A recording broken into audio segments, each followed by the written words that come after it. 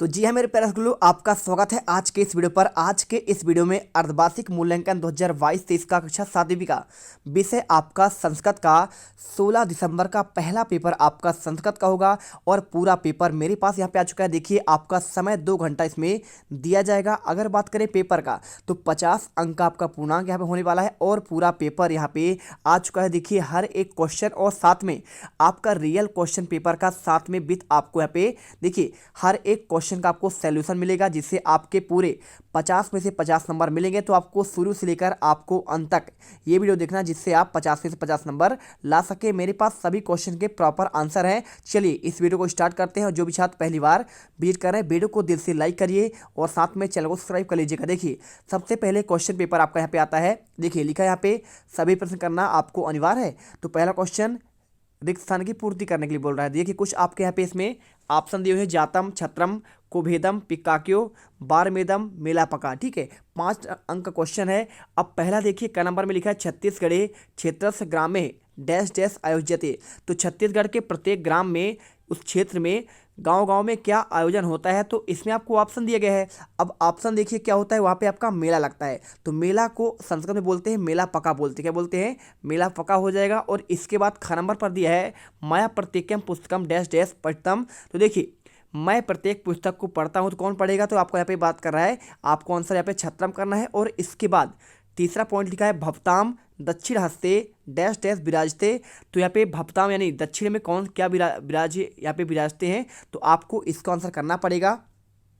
तो आपको इसमें आंसर कर देना है बारमेदम। ठीक है, तीसरे नंबर पर आपको यहाँ पे ये वाला आपको आंसर कर देना है बारमेदम। और इसके बाद चौथे नंबर पे काका कृष्णा पिका कृष्णा डैश डैश। देखिए तो आपका यहाँ पे एक सूक्ति है, आप उसी सूक्ति का यहाँ पे आपको पूरा करना है। तो काका कृष्णा पिका कृष्णा आपको यहाँ पे लिखा है को भेदो पिक काक्यो। आपको आंसर यहाँ पे चौथे नंबर घ नंबर पर करना है। और पाँचवें में अंगा नंबर पर अद्यम चंद्र से दर्शना डैश डैश। आपको यहाँ पे इसके बाद बताना है क्या होगा। यहाँ पे भरा जाएगा जो आपका बचा हुआ है, क्या भरा है आपका यहाँ पे जातम। तो जातम आप इसमें भर दीजिए, यानी आपको हो जाएगा आज चंद्रमा का दर्शन को गया, जातम यानी गया। ठीक है, चलिए इसके बाद आता है आपका उचित संबंध जोड़िए। अब इसमें आपका 5 अंक क्वेश्चन है और इसमें आपके देखिए क्वेश्चन दिया गया है, आपको इधर आंसर करना है। अब यहाँ पे लिखा है भोरम देवा। तो भोरम देव की बात कर रहे हैं। तो भोरम देव क्या कहलाता है, ये आपका छत्तीसगढ़ कहलाता है खजुराहो। ठीक है, भोरम देव वहाँ एक आपका जगह है, धार्मिक जगह है। तो यहाँ पे आपको आंसर करना है ख नंबर पर। देखिए दूसरे नंबर पर नगर सल्याम लिखा हुआ है। तो नगर सल्याम आपका इसका जो आंसर की बात करें तो इसका आंसर आपको यहाँ पे हो जाएगा प्रवेश द्वारम। ठीक है, आप इसका आंसर प्रवेश द्वारम करिए। और इसके बाद तीसरा नंबर गर्भगृह लिखा हुआ है। तो गर्भगृह कहाँ पे है, तो आपका जो गर्भगृह है ये आपका यहाँ पे शिवलिंग वहाँ पे स्थापित है। इसका आंसर हो जाएगा आपका सेकेंड नंबर वाला। और इसके बाद विशाल सरोवर कहाँ पे है, तो विशाल सरोवर आपका यहाँ पे क्या उत्तर दिशा में है या फिर कहाँ पे है, तो आपको यहाँ पे विशाल सरोवर आपका यहाँ पे हो जाएगा आपका उत्तर दिशा में। ठीक है, इसके बाद लास्ट आपका लिखा है अजा।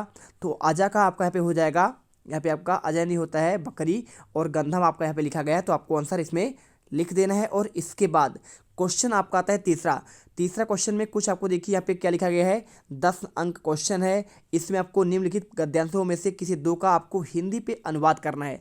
तो नगर शैल्या पूर्व विमुखा मुख्य द्वार अस्ति अस्मिन् मंदिरे द्वारा यस्ति भोरम देवस्य मंदिरस्य निर्माणैः खजुराहो उड़ीसया कोणार्क मंदिर सूर्यस्य वास्तुशिल्पम अनकृति परिलक्ष्यते मंदिरस्य गर्भगृहे गरुड़ स्थिता भगवत विष्णु प्रतिमा पंचमुखी नाग गणपते अष्टभुजे प्रतिमा संति। अब इसका देखिए बात कर रहा है कि यहाँ पे आपको इसका अनुवाद करना है। तो इसके अगर अनुवाद की बात करें तो आपको सिंपल देखिए यहाँ पे लिखा है कि नगर, आपको यहाँ पे जो आपका शैली यहाँ पे पूर्व मुख में क्या है, यहाँ पे आपका मुख्य द्वार यहाँ पे आपका स्थित है। और इसके बाद देखिए यहाँ पे आपका लिखा हुआ आंसर है। चलिए आपको इसका आंसर दिखा देते हैं।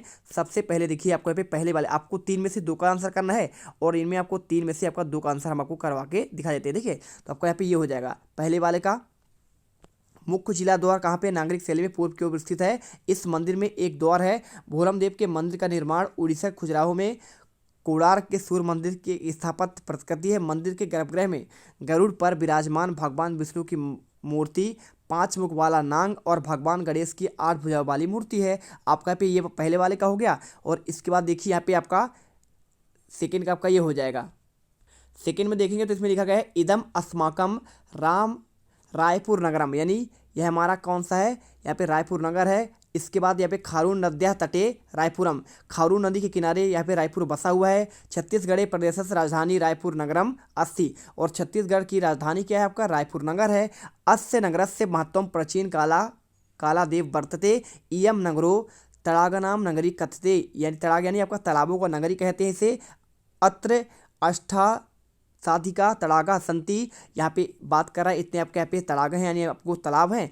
और अत्र अति प्राचीन खोखो तड़ाग, बूढ़ाग तड़ाग, महाराज जंबल कंकाली तड़ाग इतनी ऐतिहासिक महत्व घोटनती, आपको यहाँ पे ये करना है। और इसके बाद आपका देखिए तीसरा, तो इनमें आपको यहाँ पे 2 का ही आंसर करना है। और दूसरे के आंसर की बात करें, चलिए आपको यहाँ पे आंसर इसका दिखाते हैं। ये देखिए इसका आंसर आपको यहाँ पे ये मिल जाएगा, हमारा रायपुर शहर है और रायपुर खारून नदी के तट पर स्थित है। रायपुर छत्तीसगढ़ राज्य की राजधानी है। नगर का प्राचीन काल से ही महत्व रहा है। इस नगर को तालाबों का शहर कहा जाता है। 18 से अधिक तालाब हैं और बहुत प्राचीन खोखो झील, बुद्ध झील और महाराजा वंधा कंकाली झील आपका ऐतिहासिक महत्व है। ठीक है, आपको आंसर करना है। और इसके बाद चलिए चलते हैं आपका नेक्स्ट क्वेश्चन पर। क्वेश्चन नंबर आपका तीसरा, तो देखिए यहाँ पे मिस्टेक आपका ये है, क्वेश्चन तीसरा आपका यहाँ पे दूसरा वाला हो जाएगा। और इसके बाद देखिए आपका नेक्स्ट क्वेश्चन ये तो आपका हो चुका है। इसके बाद आपका आता है क्वेश्चन नंबर आपका यहाँ पे दूसरा आपका ये है। ठीक है, तो यहाँ पे दूसरा क्वेश्चन लिखा है, निम्नलिखित 2 श्लोकों का अर्थ आपको हिंदी में बताना है। यहाँ पे लिखा है काका कृष्णा पिका कृष्णा को भेदो काक पिको, बसंते समय प्राप्ति काका काका पिका पिका। आपको इसका देखिए आपको अर्थ बताएंगे हिंदी पर। और साथ में यदा यदा ही धर्मस्य ग्लानि भवन्ति भारत अभिस्थानम धर्मस्य तदात्मानम सृजानम। ठीक है, इसके बाद देखिए विद्या ददाति विनियम विनियात यादि पात्रताम पात्र धना प्नोति धनात् धर्मा तथा सुखम। अब इसका देखिए बात कर रहा है क्या, इस श्लोक का आपको अर्थ बताना है। तो इसके आपका अर्थ की बात करें, चलिए आपको दिखाते हैं। इन सभी आपके दोनों को 3 में से आपको कोई 2 करना है, तो 2 का आपको इस श्लोक का आपको अर्थ दिखाते हैं। चलिए इसके बाद देखिए बात कर रहा है इसके आपका संस्कृत में अनुवाद की बात कर रहा है, क्या होगा हिंदी में। तो आपको यहाँ पे इसमें आंसर करना पड़ेगा कोयल भी। देखिए काका कृष्णा पिका कृष्णा को भेदो पिक काक्यो, और इसका हो जाएगा कोयल भी काले रंग की होती है और कौवा भी आपका यहाँ पे काला रंग का होता है। फिर भी दोनों में क्या भेद है, तो आपका बसंत ऋतु के आगमन होते ही पता चल जाता है कि कोयल कोयल होती है और कौवा कौवा होता है। क्योंकि देखिए कोयल आपका यहाँ पे मीठी यानी आपका मधुर आवाज़ में यहाँ पे बोली निकालती है, और आपका कौवा क्या होता है, आपका कर्कश आवाज़ ध्वनि निकालता है। इसके बाद देखिए बात कर रहा है आपको इसमें 3 है, तो इसके बाद आपको यहाँ पे इसका आपको आंसर कर ही देना है। और इसके बाद यहाँ पे आपका नेक्स्ट क्वेश्चन आता है, देखिए ये दिया है आपका विद्या दत्तादि विनियम वाला। तो इसका चलिए आपको आंसर दिखाते हैं।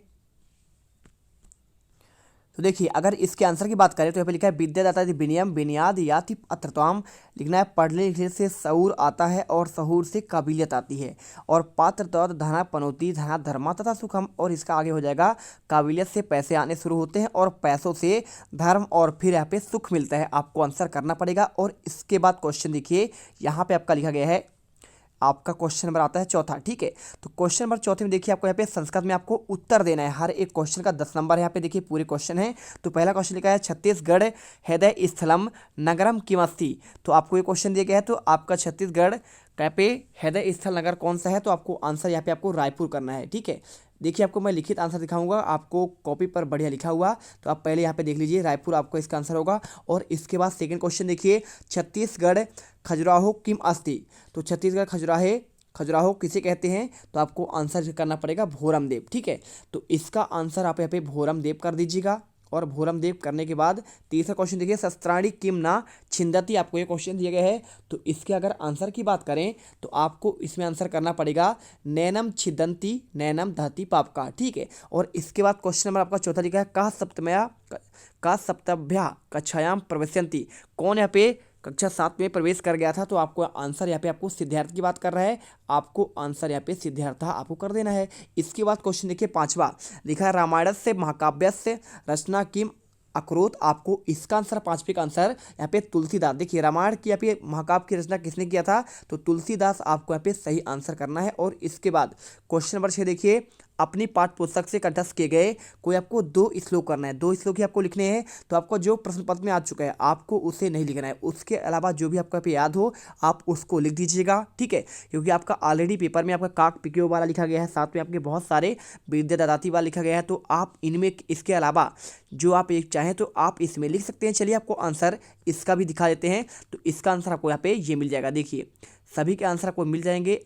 ये देखिए आपका यहाँ पे नीति 1 नीति। तो आप चाहो तो ये वाला तो आपका पेपर में आ चुका है, तो आप इसको लिख दीजिए, चाहो तो आप इसको लिख दीजिए, या फिर आपको यहाँ पे ये वाला, और या फिर आपका तीसरा देखिए आपको यहाँ पे ये लिखा गया है, चौथा, पांचवा, बहुत सारे इसमें 6, 7, तो आपको 7 में से जो अच्छा लगे आपको याद हो जाए आप उसे यहाँ पे याद कर लीजिएगा। ये पेपर में आपका डेफिनेटली आपका यहाँ पे आने वाला है। और इसके बाद क्वेश्चन आपका आएगा, देखिए नेक्स्ट क्वेश्चन आपका दिखाते हैं 7वां। तो 7वां क्वेश्चन दिया गया है, समास की परिभाषा और उसके प्रकार लिखिए। तो क्वेश्चन नंबर आपका देखिए 7वां, यहाँ पे समास की परिभाषा आपको बताना है, साथ में इनके प्रकार की बात कर रहा है। तो समास क्या होता है, इसका मतलब होता है समम धन समासा। ठीक है, चलिए आपको आंसर दिखाते हैं पहले क्या होगा इसका। तो यहाँ पे आपको आंसर मिल जाएगा, देखिए समास की परिभाषा। तो लिखिए, दो या दो से अधिक पदों को मिलाने पर जोड़ने को समास कहते हैं। समास का अर्थ है संक्षेप या फिर समासनम होता है। ठीक है, समास में आए पदों का अर्थ स्वतंत्र होता है, किंतु जब समास बन जाता है तब इसका एक सामूहिक अर्थ होता है। समास करने पर समास में जुड़े हुए पदों के बीच विभक्ति नहीं रहती है, बल्कि अंत में विभक्ति आपका लगता हुआ है। समास में जुड़े हुए पद का समासिक पद कहते हैं। ठीक है, वही आपका सेम लिखा है। और समासिक पद को विलग यानी आपका अलग करने की प्रक्रिया यहाँ पे विग्रह कहलाता है। और जैसे आपको देखिए राष्ट्रपति लिखा हुआ है, तो इसका अगर समासिक पद का विग्रह करेंगे तो राष्ट्रस्य पति यानी आपका राष्ट्र का पति हो जाएगा। और इसके बाद प्रकार की बात कर रहा है, तो देखिए समास के प्रकार आपका 6 प्रकार होता है। पहला है तत्पुरुष समास, दूसरा आपका द्विगु समास, और इसके बाद आपका द्वंद्व समास और कर्मधारय हो जाएगा, बहुव्रीहि, और इसके बाद आपका पे अव्ययी भाव। ठीक है, चलिए इनके आंसर मिल गए। और इसके बाद चलते हैं क्वेश्चन नंबर आपका 8वां।